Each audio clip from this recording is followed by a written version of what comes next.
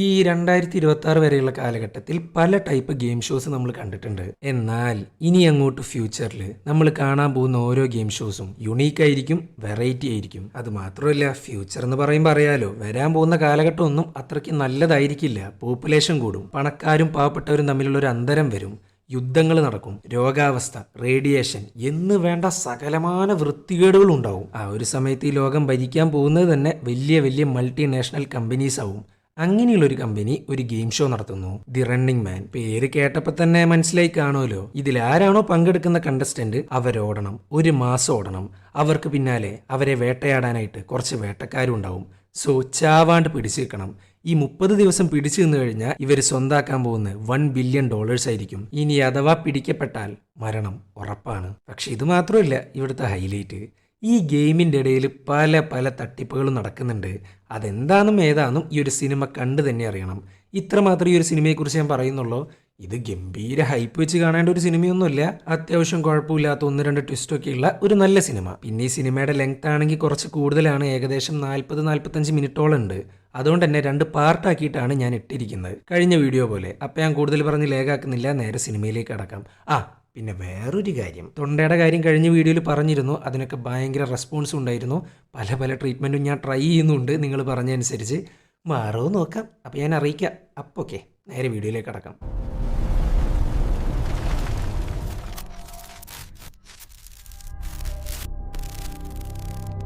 ഒരു futuristic വേൾഡിലാണ് Ben റിച്ചാർഡ്സിൻ്റെ കഥ നടക്കുന്നത്.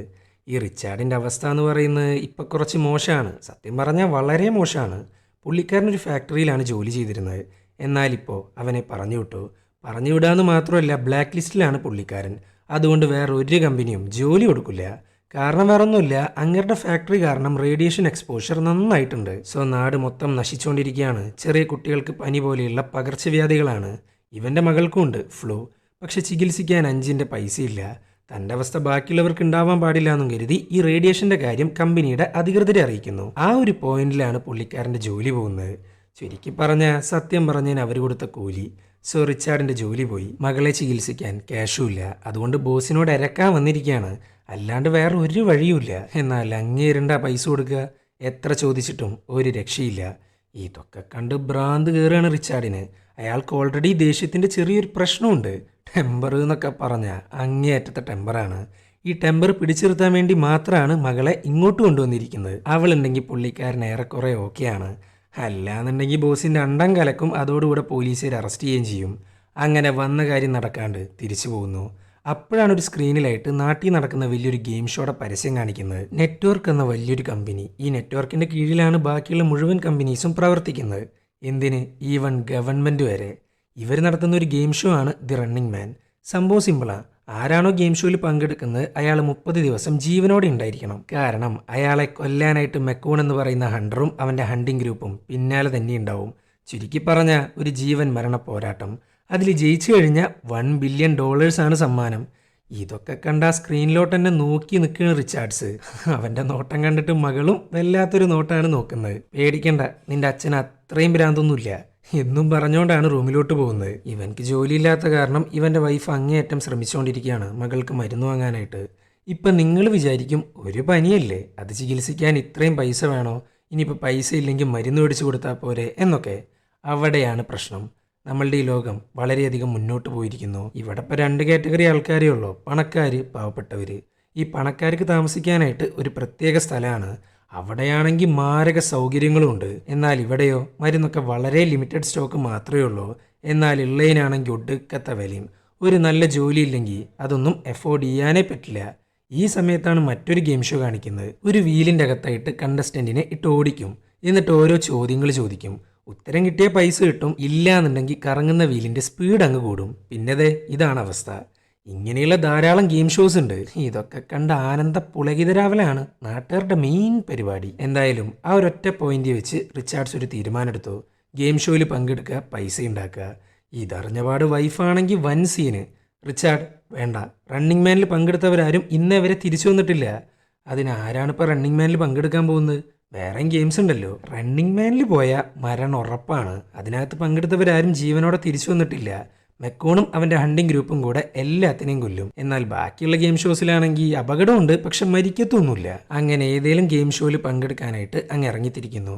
ഈ സമയത്താണ് മകളുടെ സോക്സ് അങ്ങ് കാണാണ്ടാവുന്നത്. പക്ഷെ അതൊന്നും തിരയാൻ ഇപ്പം സമയമില്ല. Richard, we need you, promise ചെയ്യ് നീ റണ്ണിങ് മാനിൽ പങ്കെടുക്കില്ല എന്ന്. അങ്ങനെ സത്യം ചെയ്യുന്നു, ഇറങ്ങിത്തിരിക്കുന്നു. അപ്പോഴാണ് ഈ സ്ലം സൈഡ് മൊത്തത്തിലങ്ങ് കാണിച്ചു തരുന്നത്. ഒരു ഫ്യൂച്ചറിസ്റ്റിക് വേൾഡിൻ്റെ അവസ്ഥയാണ് ഈ കാണുന്നത്. റേഡിയേഷൻ കാരണം മക്കളെയും കൊണ്ട് മരുന്ന് കടയിൽ ക്യൂ ആണ് പേരൻസ്. അത് മാത്രമല്ല, പട്ടിണി, ജോലിയില്ലായ്മ, ക്രൈംസ് അങ്ങനെല്ലാം അധികരിച്ചുകൊണ്ടിരിക്കുകയാണ്. അങ്ങനെ റിച്ചാർഡ്സ് നെറ്റ്വർക്കിൻ്റെ ഓഫീസിലോട്ടാണ് പോകുന്നത്. അറിയാലോ, നെറ്റ്വർക്ക് പണക്കാരുടെ സൈഡിലാണ് ഉണ്ടാവുക. പ്രോപ്പർ സെക്യൂരിറ്റി ചെക്ക് ഇല്ലാണ്ട് അകത്തോട്ട് പോലും കയറ്റി വിടില്ല.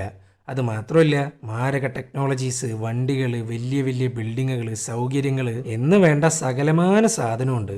എന്തിന്, നീറ്റ് ആൻഡ് ക്ലീൻ ആണ് ആ സിറ്റി. അങ്ങനെ നെറ്റ്വർക്ക് ബിൽഡിങ്ങിൻ്റെ ഫ്രണ്ടിൽ എത്തിയിട്ടുണ്ട്. ഇവിടെയാണ് ഈ ഗെയിം ഷോസ് ഒക്കെ നടക്കുന്നത്. എന്നാൽ അതിനകത്തോട്ട് കയറാനായിട്ട് സെക്യൂരിറ്റിക്കാർ പറയുന്നതിൻ്റെ അപ്പുറം കടക്കാൻ പാടില്ല, ഇരിക്കാൻ പാടില്ല, കിടക്കാൻ പാടില്ല, സംസാരിക്കാൻ പാടില്ല, കണ്ണ് സ്ട്രെയിറ്റ് ആവണം, അങ്ങനെയുള്ള കുറേ കൊനിഷ്ഠ രീതികൾ. അത് മാത്രമല്ല, ഈ മാരക ക്യൂ കണ്ടില്ലേ, ഇവരൊക്കെ ഈ ഗെയിം ഷോയിൽ പങ്കെടുക്കാൻ വന്നവരാണ്. ചുരുക്കി പറഞ്ഞാൽ റിച്ചാർഡിനെ പോലെ ഇഷ്ടം പോലെ ആൾക്കാരുണ്ട്. അങ്ങനെ ഇരിക്കുമ്പോഴാണ് ക്യൂവിൽ വെച്ച് ഒരു വയസ്സനങ്ങ് തളർന്നു വീഴുന്നത്. ഇത് കണ്ടേക്ക് റിച്ചാർഡ്സ് ആണെങ്കിൽ ഡോക്ടറെ വിളിക്കുമെന്നും പറഞ്ഞ് ബഹളുണ്ടാക്കുകയാണ്. എന്നാൽ ബാക്കിയുള്ള ഒരു മനുഷ്യക്കുഞ്ഞ് പോലും ഇത് മൈൻഡേ ചെയ്യുന്നില്ല. അറിയാലോ, ഇരിക്കാൻ പാടില്ല, നിൽക്കാൻ പാടില്ല, സംസാരിക്കാൻ പാടില്ല.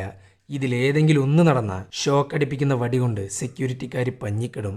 സോ റിച്ചാർഡിനെയിട്ട് അടിച്ചുകൊണ്ടിരിക്കുകയാണ്. തിരിച്ചടിച്ച അത് അതിനേക്കാൾ പ്രശ്നവും. സോ മിണ്ടാണ്ടിരുന്ന് അടികൊള്ളുന്നു, തിരിച്ച് ക്യൂയിൽ കയറുന്നു, മേളിലെത്തുന്നു. ഇവിടെയുണ്ട് അടുത്ത സെക്യൂരിറ്റി ചെക്ക്. അങ്ങനെ ഇരിക്കുമ്പോഴാണ് ചെക്ക് ചെയ്യുന്നവൻ ഒരു കാര്യം പറയുന്നത്. തൻ്റെ പേര് ബെൻ റിച്ചാർഡ്സ്, മാരേജ് കഴിഞ്ഞു, ഒരു കുട്ടിയുണ്ട്, കുട്ടിക്കൊട്ടും വയ്യ, ജോലിയാണെങ്കിൽ ഇല്ലതാനും. ശരിയല്ലേ? ശരിയാണ്. പാവം കുട്ടിയിലെ, തന്തക്ക് ജോലിയില്ല, ഇപ്പം അടുത്തന്നെ ആ കുട്ടി മരിക്കുകയും ചെയ്യും. വല്ലാത്തൊരവസ്ഥ. ഒരച്ഛൻ്റെ മുഖത്ത് നോക്കിയിട്ടാണ് ഇങ്ങേരിതെല്ലാം പറയുന്നത്. അറിയാലോ, അവർക്ക് പുച്ഛം മാത്രമാണ്. ഇതൊക്കെ കേട്ടേക്ക് ഇങ്ങേർക്കാണെങ്കിൽ ദേഷ്യം അടക്കി പിടിക്കാൻ പറ്റുന്നില്ല. തൻ്റെ മകളെക്കുറിച്ചാണ് പറഞ്ഞിരിക്കുന്നത്. സോ അവരുടെ സ്ക്രീൻ അങ്ങ് അടിച്ച് പൊട്ടിക്കുകയാണ്. അപ്പോഴാണ് ഇതൊക്കെ കണ്ടുകൊണ്ടും കേട്ടുകൊണ്ടും നെറ്റ്വർക്കിൻ്റെ തലപ്പത്തിരിക്കുന്ന ആൾ റിച്ചാർഡ്സിനെ അകത്തോട്ട് കയറ്റിവിടാൻ പറയുന്നത്. അതിനൊരു കാരണമുണ്ട്. അതെന്താണെന്നും ഏതാണെന്നും നമുക്ക് വഴിയേ പറയാം. ഈ സമയത്താണ് ഗെയിം ഷോയിൽ പങ്കെടുക്കാൻ വന്ന രണ്ടാൾക്കാരെ പരിചയപ്പെടുന്നത്, ലോഫ്ലിംഗ്, ടിം. ഇനിയാണ് ഗെയിം ഷോ. പക്ഷെ അതിന് മുമ്പായിട്ട് കുറച്ച് ടെസ്റ്റുകളുണ്ട്. ആദ്യം ത്രെഡ്മില്ലിൽ ഓടിക്കും, അതും ഭയങ്കര സ്പീഡിൽ. പക്ഷെ അത് സർവൈവ് ചെയ്യാൻ അത്ര വലിയ പ്രശ്നമൊന്നുമില്ല. പക്ഷെ വരാനിരിക്കുന്ന കുറച്ച് മാരക ടെസ്റ്റുകളുണ്ട്. ഒന്നത് ഇത്രയും ചെറിയ വഴിയിൽ ഒരു ബിൽഡിങ്ങിൻ്റെ മേളിൽ കൂടെ ഓടിക്കും. പിന്നത് ഇങ്ങനെയുള്ള ടഫായിട്ടുള്ള സ്ഥലങ്ങളിൽ. ഇതൊന്നും പോരാണ്ട് ഒരു ടണലിനകത്ത് കയറ്റി ബോംബും പൊട്ടിച്ച് ലിറ്റർ കണക്കിനുള്ള വെള്ളവും തുറന്നു വിടും. അത് നിറയുന്നതിന് മുമ്പ് രക്ഷപ്പെടണം. അങ്ങനെ ഓരോ ടെസ്റ്റുകൾ വീതം പാസ്സായിക്കൊണ്ടിരിക്കുകയാണ്. ഇതിൻ്റെ ഇടയിൽ ടിമ്മാണെങ്കിൽ നേരെ താഴോട്ടാണ് പോകുന്നത്. പക്ഷെ റിച്ചാർഡ് അവനെ പിടിച്ചിർത്തുന്നു. അറിയാലോ, ഇരിക്കാൻ പാടില്ല, കിടക്കാൻ പാടില്ല, സംസാരിക്കാൻ പാടില്ല, ഹെൽപ്പ് ചെയ്യാനും പാടില്ല. സോ പിന്നെയും പഞ്ഞിക്കിടുന്നു. എന്നാൽ ആ ഷോക്കടിപ്പിക്കുന്ന വടി അങ്ങ് പിടിച്ചു വെക്കുകയാണ്, അവൻ്റെ ഉള്ളിലെ മുഴുവൻ ദേഷ്യവും പുറത്തേക്കെടുത്തോണ്ട്. അങ്ങനെ ടെസ്റ്റുകളെല്ലാം പൂർത്തിയായി ഗെയിം തുടങ്ങാൻ സമയമായി. ഈ ഗെയിമിൻ്റെ ഭാഗമായിട്ട് ഇവർക്ക് എല്ലാവർക്കും ഓരോ ജംസ്യൂട്ട് കൊടുക്കും. എന്നാൽ ഈ ജംസ്യൂട്ടുകൾ വ്യത്യസ്ത കളറുകളിലായിരിക്കും. ഓരോ കളറും ഓരോ ഗെയിമിനെയാണ് റെപ്രസെൻ്റ് ചെയ്യുന്നത്. ഇതിലെ റെഡ് സ്യൂട്ടാണ് നേരത്തെ പറഞ്ഞ റണ്ണിങ് മാൻ്റെ കളറ്. അതേ റെഡ് സ്യൂട്ട് തന്നെയാണ് റിച്ചാർഡ്സിനും ടിമ്മിനും ലോഫ്ലിങ്ങിനും കിട്ടുന്നത്. ഇത് കണ്ട് ഭ്രാന്ത് കയറുകയാണ് റിച്ചാർഡ്സിന്. ടെസ്റ്റിനകത്തുള്ള പെർഫോമൻസ് വെച്ചിട്ടാണ് ഏത് ഗെയിമിലാണ് കണ്ടസ്റ്റന്റ് പങ്കെടുക്കുക എന്ന് നെറ്റ്വർക്ക് തീരുമാനിക്കുന്നത്. അങ്ങനെ റണ്ണിങ് മാനായി തിരഞ്ഞെടുക്കപ്പെട്ടവരെ നെറ്റ്വർക്കിൻ്റെ തലപ്പത്തിരിക്കുന്ന ആൾ നേരിട്ട് കാണുന്നു. ടിമ്മും ലോഫ്ലിങ്ങും ആണെങ്കിൽ ഭയങ്കര ഹാപ്പിയാണ്. റണ്ണിങ് മാനിലെങ്ങാനും ജയിച്ചു കഴിഞ്ഞാൽ ബില്യൺസ് ആണ് കയ്യിൽ വരാൻ പോകുന്നത്. റണ്ണിങ് മാനിൽ കയറി പറ്റുക എന്ന് പറയുന്നത് തന്നെ ഭയങ്കര പാടുള്ളൊരു കാര്യമാണ്. അങ്ങനെ പങ്കെടുത്തവർക്ക് ഗെയിം തുടങ്ങുന്നതിന് മുമ്പ് ഉല്ലസിക്കാൻ ഗേൾസിനെയും ബോയ്സിനെയും കൊടുക്കും. ഈ കോഴി അറക്കുന്നതിന് മുമ്പ് വെള്ളം കൊടുക്കൂലേ, അത് തന്നെയാണ് സംഭവം. ഇതെല്ലാം നെറ്റ്വർക്കിൻ്റെ ഒരു രീതിയാണ്. അങ്ങനെ ബാക്കിയുള്ള കണ്ടസ്റ്റൻസിനെ കണ്ടതിന് ശേഷം നെറ്റ്വർക്കിൻ്റെ ബോസായ ഡാൻ കിലിയൻ സാക്ഷാൽ റിച്ചാർഡിനെ കാണുന്നു. ബെൻ റിച്ചാർഡ്സ്, നിന്നെയാണ് ഞാൻ ഇത്രയും കാലം കാത്തിരുന്നത്. റണ്ണിങ് മാനിലേക്ക് സ്വാഗതം. റണ്ണിങ് മാനിൽ ഞാൻ കളിക്കാൻ പോകുന്നില്ല. അങ്ങനെ എൻ്റെ ലൈഫ് വെച്ച് ആരും രസിക്കാൻ നോക്കണ്ട. നിന്റെ ഏറ്റവും വലിയ പ്രശ്നം എന്താ? നിന്റെ മകളുടെ രോഗവും പണവും. ഇതിന് രണ്ടിനും ഞാൻ പരിഹാരം കണ്ടാലോ എന്നും പറഞ്ഞ് തൽക്കാലത്തിന് മരുന്ന് വാങ്ങിക്കാനുള്ള പൈസ അങ്ങ് വെച്ചു കൊടുക്കുന്നു. പക്ഷെ റിച്ചാർഡ്സ് അത് വേണ്ടാന്ന് വെക്കുന്നു. റിച്ചാർഡ്സ്, നീ ഒന്നുകൂടെ ആലോചിക്കുക. ഈ ഗെയിമിൽ നീ പങ്കെടുത്താൽ നിന്റെ ഫാമിലിയുടെ ലൈഫേ മാറും, അതും for ever.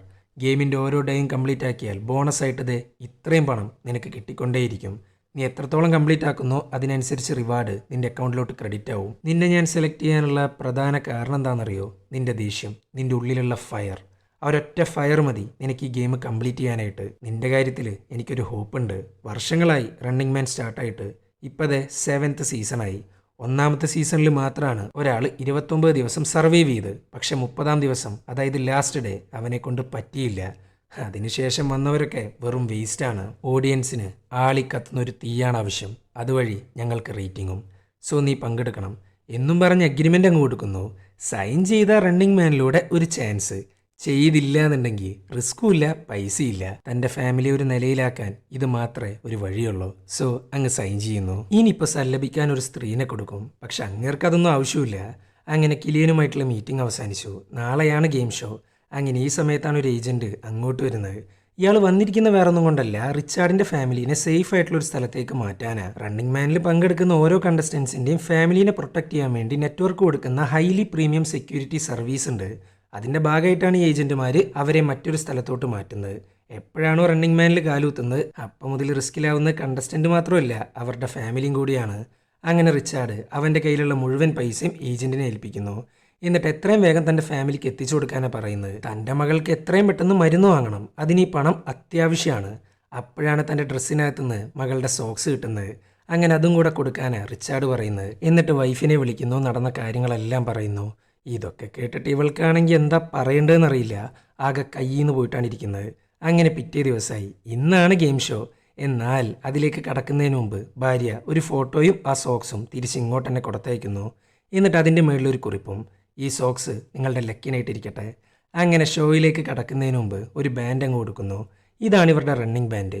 Time, reminders, reward, bonus എന്ന് വേണ്ട സകലമാന സാധനവും ഈ ബാൻഡ് വഴിയാണ് കിട്ടുക. സോ ഇവരുടെ ഓട്ടം നിലയ്ക്കുന്നത് വരെ ഈ സാധനം കൂടെ തന്നെ ഉണ്ടാവും.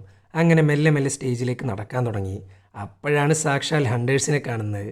എന്നാൽ അതിനകത്ത് മെക്കൂണില്ല. അങ്ങേരാണെങ്കിൽ എപ്പോൾ നോക്കിയാലും മാസ്ക് ഇട്ടുകൊണ്ടാണ് നടക്കുക. ഇന്നേ വരെ ഓഡിയൻസ് ആയിട്ടുള്ള ഒരാളും അയാളുടെ ഫേസ് നേരിട്ട് കണ്ടിട്ടില്ല.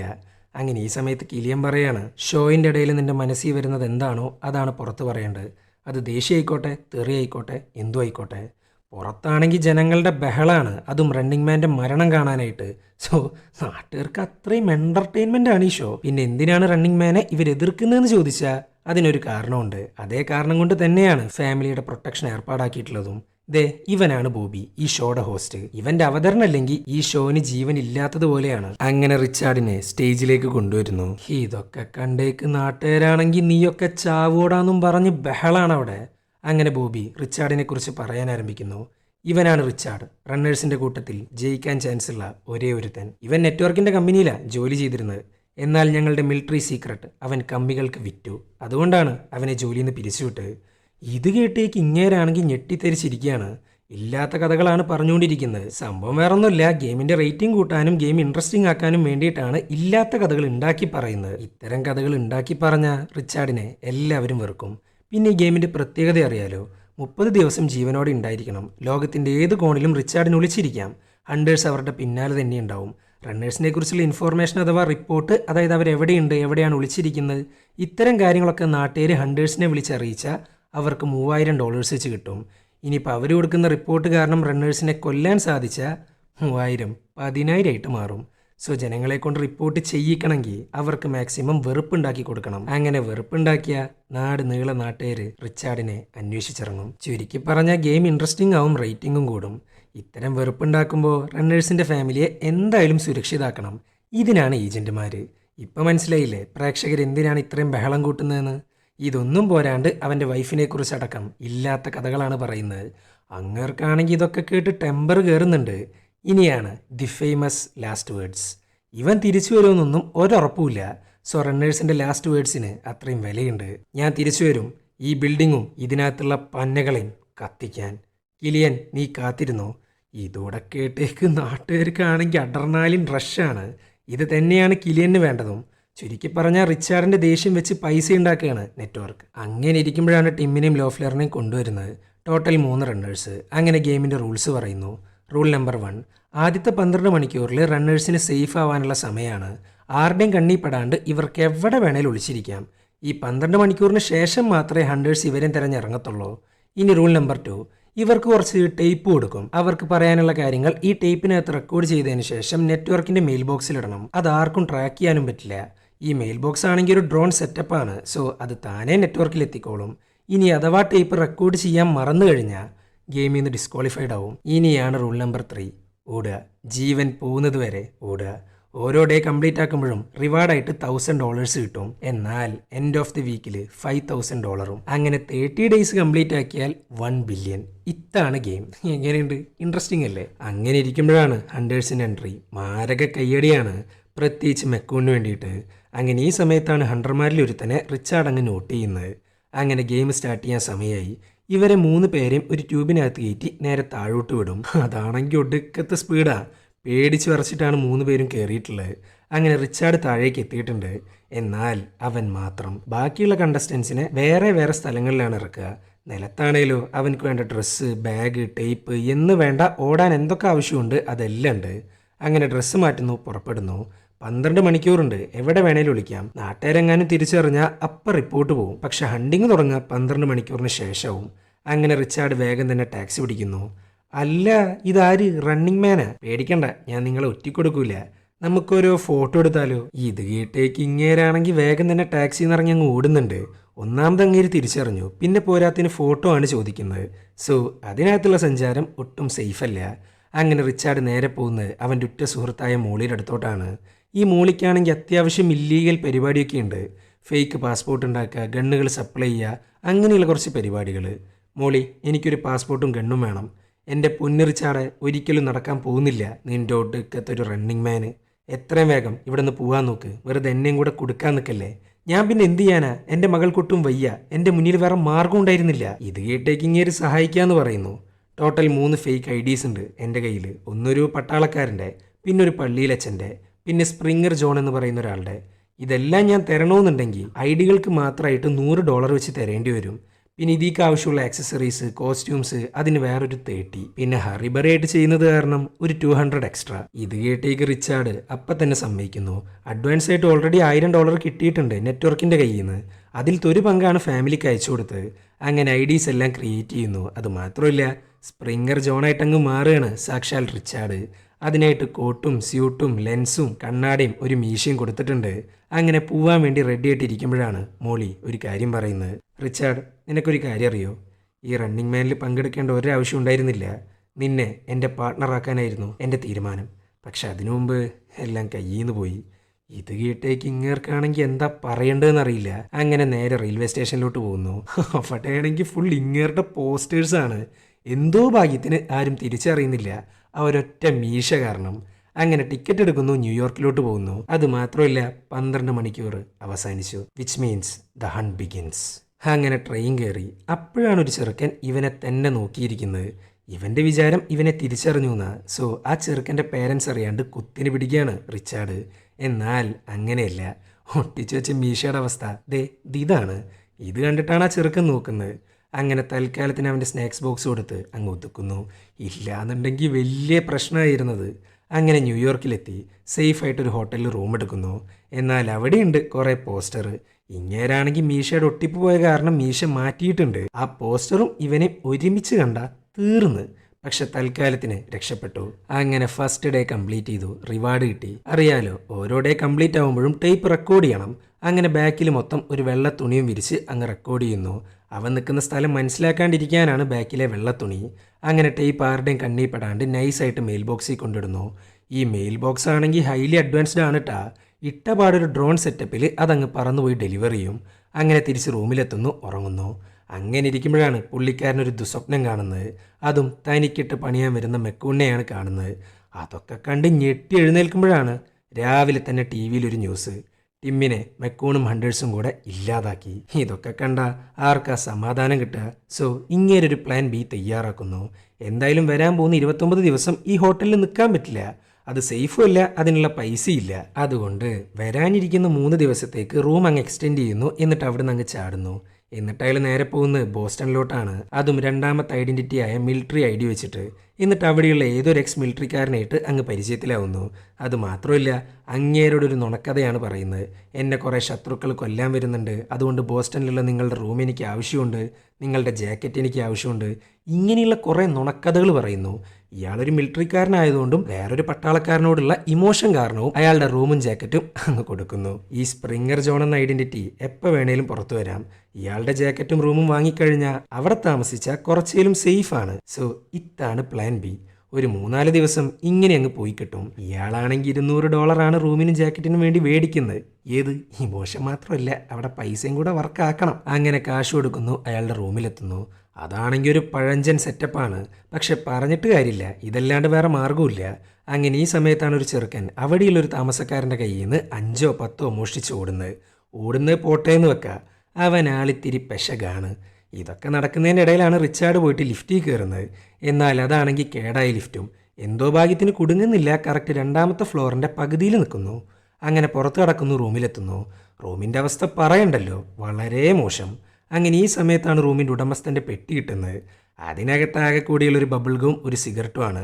എന്നാൽ അതിനകത്തൊരു കവറ് കാണാനുണ്ട്. ഇതിപ്പോൾ എന്താ സാധനമെന്ന് വിചാരിച്ച് അങ്ങ് പുറത്തെടുക്കുമ്പോഴാണ് സാധനം നിലത്തേക്ക് വീഴുന്നത്. ആ സാധനം കണ്ട് ഞെട്ടിത്തരിച്ചിരിക്കുകയാണ് റിച്ചാർഡ്.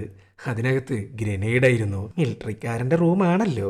അങ്ങനെ പതുക്കെ അതൊക്കെ അങ്ങ് എടുത്തു വെക്കുന്നു. അങ്ങനെ 2ാമത്തെ ദിവസം കഴിയാൻ 3 മണിക്കൂറാണ് ബാക്കിയുള്ളത്. ടേപ്പ് എത്രയും പെട്ടെന്ന് പോസ്റ്റ് ചെയ്യണം. ആ സമയത്താണ് റൂമിൻ്റെ പുറത്തായിട്ട് ഒരു ഭ്രാന്തൻ ബഹളം വെക്കുന്നത്. ഇങ്ങേരത് വലിയ കാര്യമാക്കാണ്ട് ഒരു തോർത്ത് കൊടുത്ത് കുളിക്കാനാണ് പോകുന്നത്. ഈ അപ്പാർട്ട്മെൻറ്റിൽ ബാത്റൂം ആണെങ്കിൽ ആകെക്കൂടെ ഒന്നേ ഉള്ളൂ, അതാണെങ്കിൽ പുറത്തും. അങ്ങനെ അങ്ങോട്ട് പോകുന്നു. അപ്പോഴാണ് തൊട്ടടുത്ത റൂമിനകത്തുനിന്ന് ടിവിയുടെ സൗണ്ട് കേൾക്കുന്നത്. അതും റണ്ണിങ് മാൻ എന്ന പ്രോഗ്രാമിൻ്റെ സൗണ്ട്. അതിനകത്ത് പറയുന്നത് ഇങ്ങനെയാണ്: റണ്ണിങ് മാൻ്റെ അപ്ഡേറ്റ് കിട്ടിയിട്ടുണ്ട്. ഒരു പഴഞ്ചൻ ബിൽഡിങ്ങിലോട്ട് ഹണ്ടേഴ്സ് ഇതാ പുറപ്പെട്ട് കഴിഞ്ഞു. ഇത് കേട്ടേക്ക് ഇങ്ങേരാണെങ്കിൽ ഞെട്ടിത്തരിച്ചിരിക്കുകയാണ്. പഴഞ്ചൻ ബിൽഡിങ്, ഇവന്മാരെങ്ങനെയാണ് ഈ ബിൽഡിങ് കണ്ടെത്തുന്നത്?